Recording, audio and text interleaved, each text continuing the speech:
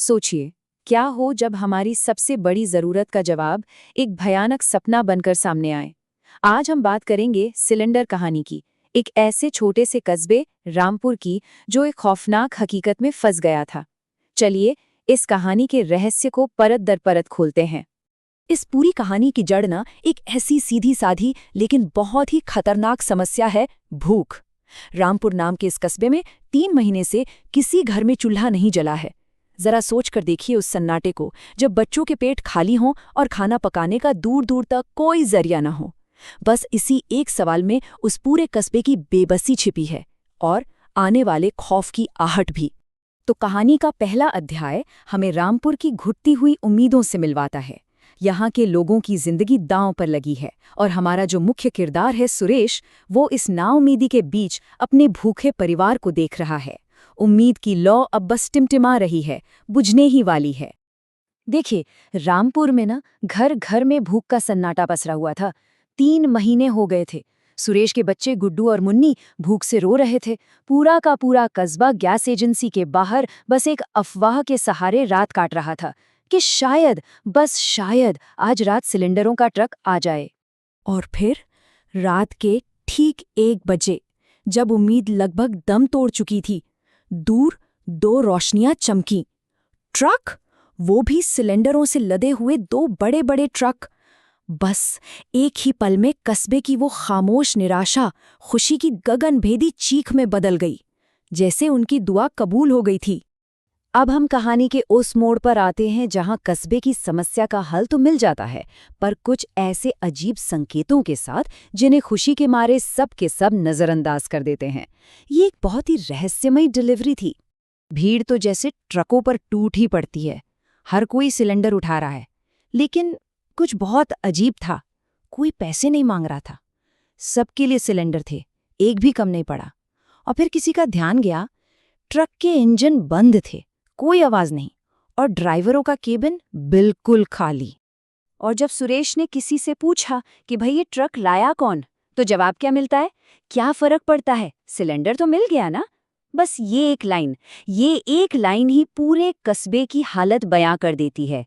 भूख ने उनकी आंखों पर ऐसी पट्टी बांध दी थी कि वो सामने खड़े खतरे को देख ही नहीं पा रहे थे।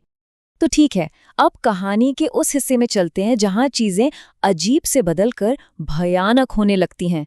ये जो सिलेंडर्स थे ना, ये अपनी असली अप्राकृतिक शक्तियों को दिखाना शुरू कर देते हैं।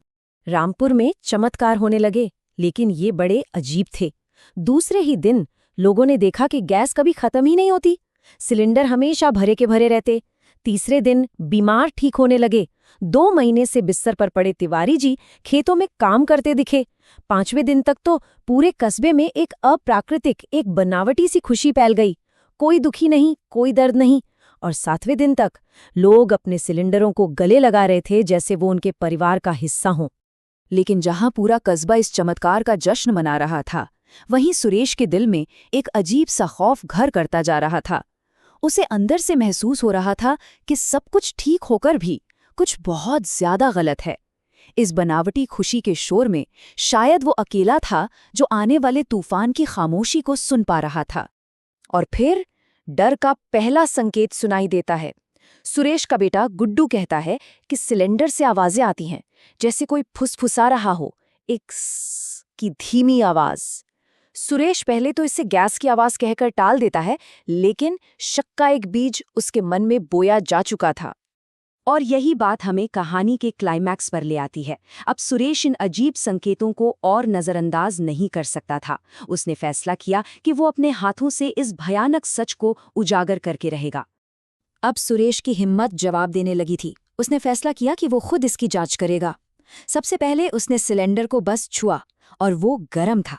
ऐसा गरम जैसे अंदर कोई चीज सांस ले रही हो। फिर उसने कान लगाया। अंदर से एक नहीं बल्कि कई आवाजें एक साथ फुसफुसा रही थीं।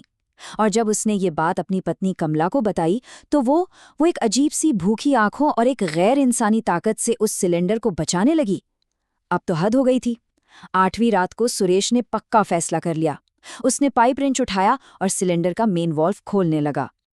जैसे ही वॉल्व थोड़ा सा खुला, सबसे पहली चीज जो बाहर आई वो थी एक गंध, गीली मिट्टी की गंध, जैसे किसी शमशान की मिट्टी हो।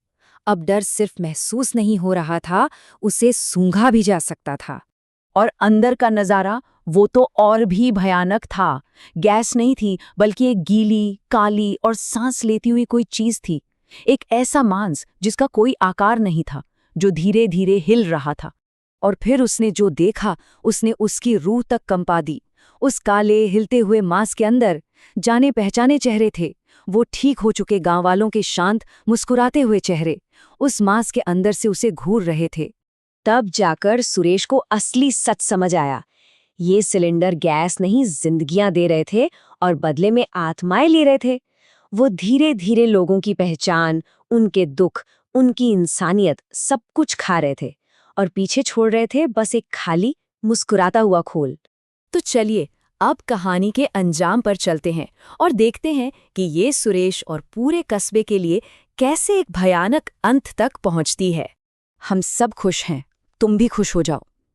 ये शब्द सुरेश की पत्नी कमला के थे, पर आवाज उसकी नहीं थी। वो और बाकी गांव वाले उसे घेर चुके थे।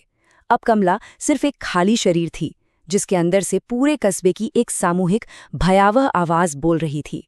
ये तुलना साफ दिखाती है कि कस्बे ने क्या भयानक सौदा किया था। देखिए, पहले का रामपुर भूखा था, परेशान था, लेकिन जिंदा था, इंसान था। और अब का रामपुर, उसका पेट भरा है, चेहरे पे मुस्कान है, पर अंदर से वो बिल्कुल खाली है। जहां पहले जिंदगी का शोर था, अब वहां सिर्फ एक धीमी सी स्स की आवाज गूंजती है। सुरेश भाग नहीं सका। उसे पकड़कर एक नए सिलेंडर के सामने घुटनों पर बिठा दिया गया। इस कहानी में कोई हीरो नहीं जीतता, इस डर से कोई बच नहीं सकता। उसकी आंखों के सामने अंधेरा छाने से पहले उसे बस अपनी पत्नी की वो खाली, बेजान आंखें याद रहीं। तो कहानी तो यहीं खत्म हो जाती है, लेकिन डर नहीं। पता है, कल रात रामपुर से फिर वही 2 ट्रक निकले हैं, बिना किसी ड्राइवर के। तो अब सवाल ये नहीं है कि रामपुर का क्या हुआ। असली सवाल तो ये है कि अगला कस्बा कौन सा होगा।